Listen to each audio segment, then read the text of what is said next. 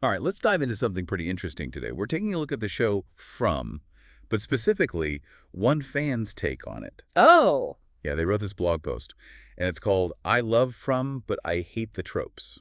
I see. Always interesting to see a fan's perspective, especially when it's a show like From. Right. Like, they clearly love this show, but they're not afraid to point out where they think it could be doing better.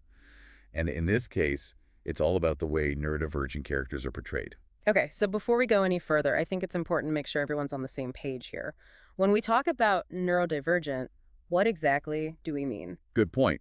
Basically, it's an umbrella term for people whose brains work differently from what's considered typical. So that could include things like autism, ADHD, dyslexia, a whole range of things. Right, and in contrast, someone whose brain function aligns with those typical patterns would be considered neurotypical. Yes, exactly. So this blogger is calling out some negative tropes that From uses when it comes to these neurodivergent characters. Yeah. But first, can you kind of break down what a trope is and why it can be, sometimes a bad thing? Sure. So think of tropes as like those familiar elements we see in stories over and over again. They can be character types, like the damsel in distress, or plot devices, like the chosen one narrative.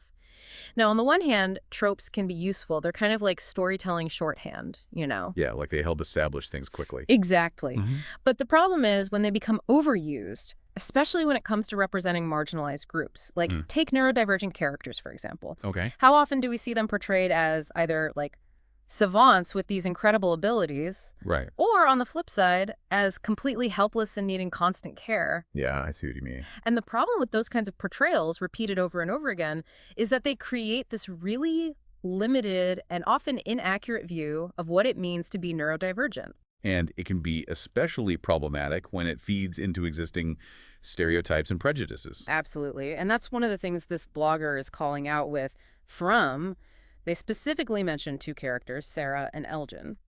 Yeah, they talk about how the show seems to use their social awkwardness, Mm-hmm. which I guess is perceived as a vulnerability, as a way to manipulate them into dangerous situations. Yeah. Right. And that kind of plays into this idea that neurodivergent people are easily taken advantage of, or that they're incapable of making their own choices. Which obviously isn't true at all. Not at all. The neurodivergent community is incredibly diverse, and there's such a wide range of experiences and abilities within that community. So reducing characters to these like one-dimensional portrayals can actually be really damaging. Absolutely. Because it reinforces those misconceptions and contributes to the stigma that many neurodivergent individuals face in their everyday lives. The blogger also seemed really bothered by Sarah's sacrifice in the season finale. They felt like it sent this kind of, I don't know, dangerous message about the value of neurodivergent lives. Yeah. Yeah, that's where things get really interesting. I think we need to consider the concept of the savior complex, which is often seen in media, where an able-bodied character is positioned as the hero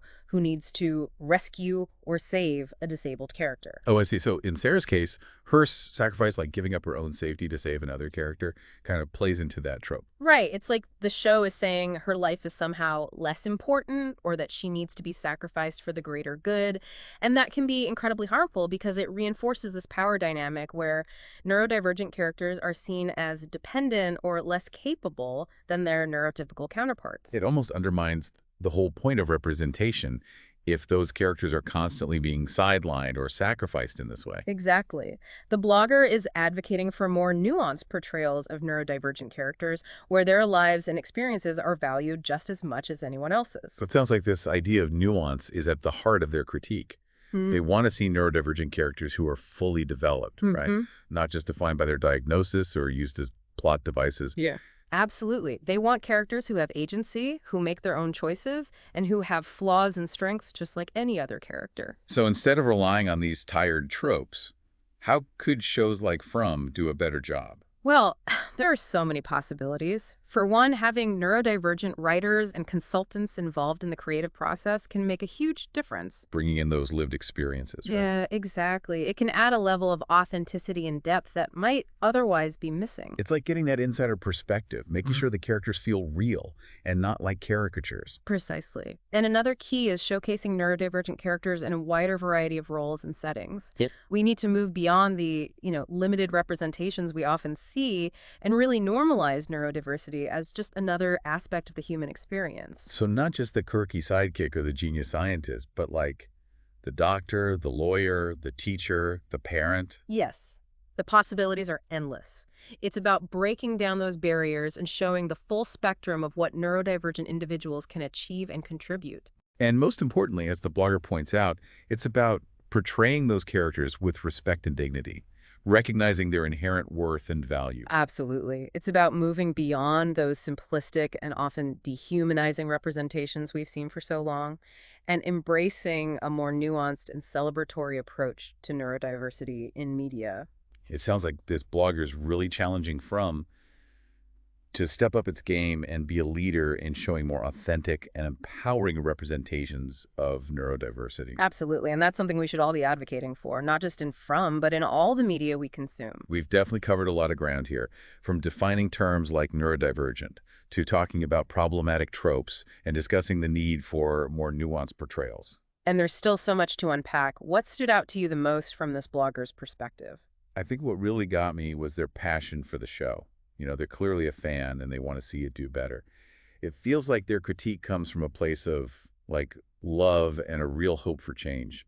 That's a really good point. It reminds us that critique can be a form of engagement, a way to push the media we love to be more inclusive and representative. And it's definitely a conversation we need to keep having if we want to see real progress in how neurodiversity is portrayed on screen. I love that this blogger isn't just pointing fingers, like they actually offer some concrete suggestions for how From could improve. Oh, yeah, totally. They're not just complaining. They're trying to be part of the solution. Yeah. And one thing they brought up that I thought was super important was moving away from those one-dimensional stereotypes we were just talking about. Right, like they want to see neurodivergent characters who are fully realized people. Exactly. Yeah. Not just defined by their diagnosis. Absolutely. It's all about showing the full spectrum of what neurodiversity can look like. Like, Yeah. not everyone with autism is going to have the same traits or experiences, right? Right. So to really capture that on screen, you have to move beyond those easy tropes and really dig deeper. Okay, so what would that actually look like? Like, how That's- could From actually do that? Well, one thing the blogger suggested was involving, neurodivergent writers and consultants in the process. Makes sense. Like, who better to bring those authentic voices and experiences to the table? Exactly. It's all about having that insider perspective, right? Making sure the characters feel real and not like they're based on some outdated stereotype. Totally. And they also talked about showing these characters in a wider variety of roles and settings. Oh, yeah, absolutely. Like, break free from those limited representations. Show that neurodiversity exists everywhere, Right. Imagine seeing these characters not just as the quirky sidekick or the, genius scientist, but as the lead detective or the romantic lead, the CEO. Okay, yeah. It's about normalizing neurodiversity, Hmm. showing that it doesn't limit a person's potential. Exactly, like challenging those assumptions people have, And another thing I thought was interesting, they talked about moving away from that savior complex we see so often. Oh, yeah. Like, instead of always needing to be rescued or fixed, neurodivergent characters should be portrayed as capable people who can, contribute to the world. Exactly. Like, what if there was a storyline where a neurodivergent character used their unique skills to solve a problem, maybe even save the day? Right. That would be so cool. It's about shifting the narrative, Yeah. from one of pity and dependence to one of empowerment. Absolutely. And it's not just about the individual characters, it's about the bigger picture. Like the overall message a show is sending. Exactly. From has this potential to not just entertain people, but also educate them, Yeah. challenge perceptions. So it's about using its platform for good. Exactly. Like, by portraying neurodivergent characters authentically, they can actually contribute to making the world a more inclusive place. Right, because representation matters. Like, what we see on screen really does affect how we see the world and how we interact with each other. Absolutely. And if shows like From can get it right, it can have a ripple effect, Like, inspire other shows to do better. Exactly. And create more opportunities for diverse representation everywhere. I mean, this blog post really opens up a bigger conversation, doesn't it? Yeah, for sure. It's not just about one show. It's about the responsibility of Hollywood, Yeah. the whole entertainment industry to reflect the real world. Absolutely. One thing I kept thinking about was that suggestion to bring in those experts, those neurodiversity experts in organizations. Why do you think that's so crucial?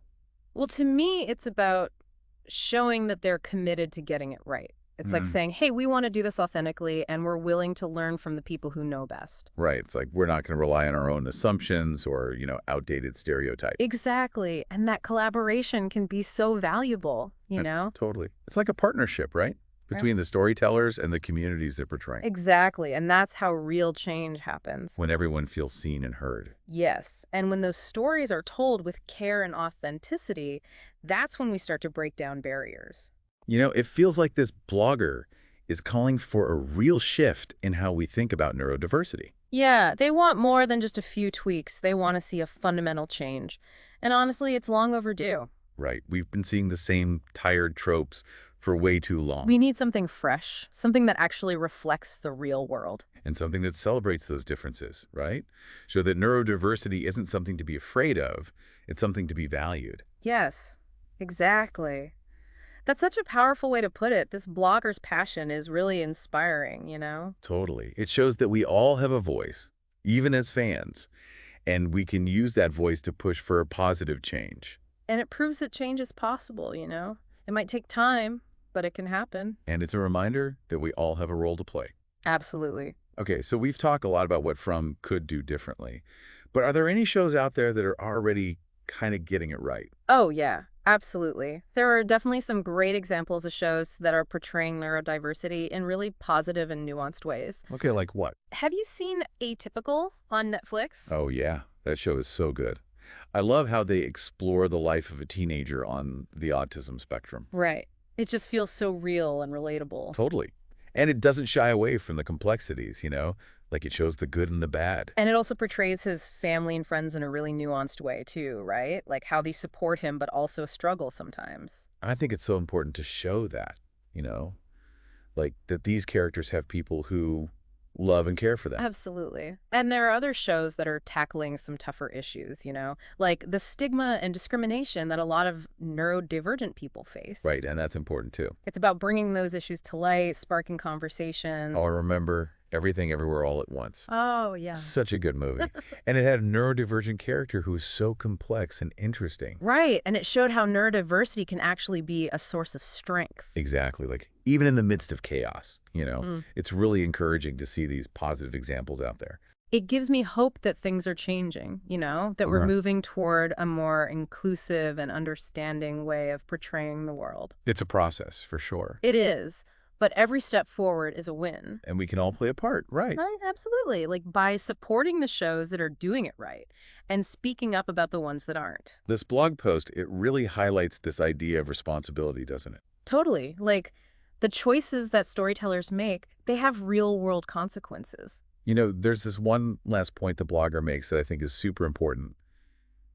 They challenge the writers to really think about the long-term impact of their choices. Yeah, they're basically saying, hey, these characters might be fictional, but the way you portray them can affect real people's lives. Right. It's about understanding the power of storytelling. Exactly. Like From has the potential to either reinforce those harmful stereotypes or challenge them. And that's a lot of responsibility. It's a reminder that we all have a role to play, Yeah. whether we're creating those stories or consuming them. Absolutely. And it all starts with awareness. Like by understanding how powerful representation is, we can be more mindful of the messages we're sending and receiving. It's about being critical consumers, challenging those stereotypes and advocating for the kind of representation we want to see. Exactly. And remembering that those representations have real world consequences. Like they can shape how we understand neurodiversity, even how we interact with neurodivergent people in our own lives. So it's not just about entertainment. It's about creating a more inclusive and accepting world for everyone. Exactly. It's been really great breaking down this blog post with you. I feel like we've learned a lot about how neurodiversity is portrayed in From. It's definitely been a fascinating deep dive. We've covered a lot. Yeah, we talked about tropes and the need for more nuanced representation and how those stories can really shape how people see the world. Right, but ultimately it comes down to you guys, the listeners. Like, what do you take away from this conversation? Exactly. So as we wrap up this episode, let's shift gears a bit and think about how you can apply all of this to your own media habits. Okay, so we've been talking about From, but now think about other shows you've seen or movies you've watched that feature neurodivergent characters. Yeah. What comes to mind? And as you think about those shows and characters, ask yourself, like, do they fall into any of the tropes we discussed? Do those characters feel like real people to you? Or are they just kind of, simplified versions of what people think neurodivergence is? And do those portrayals help break down stereotypes? Or do they actually reinforce them? It can be really surprising once you start noticing those patterns. It is. And once you see those patterns, you can start demanding better, Yeah, like pushing for more inclusive representation. absolutely. So as you keep watching your favorite shows and discovering new ones, remember to keep those questions in mind. Right, like don't just passively watch. Really think about what you're seeing. Exactly. Engage with those stories. And when you see something that feels off or stereotypical, challenge it. And remember, those portrayals, they can actually have a real impact on people's lives. They do, because they shape how we understand neurodiversity, and that can influence how we treat people in real life. So it's about being mindful of those messages and challenging those stereotypes whenever we see them. Absolutely. It's about moving beyond those preconceived notions and approaching each person as an individual, with their own unique experiences. And being willing to learn and understand those differences. Exactly. We all have a role to play in making the world a more inclusive place for neurodivergent individuals. And that starts with being more aware of the media we consume and the messages it sends. Absolutely. Well, this deep dive has definitely been eye-opening. We've learned a lot about the power of storytelling and how important it is to challenge those harmful tropes. Absolutely. And this conversation needs to keep going, not just on screen, but in our everyday lives. It's about continuing to learn, to listen, and to advocate for those more authentic and nuanced portrayals. Couldn't have said it better myself. Thanks for joining us today. And until next time, keep diving deep.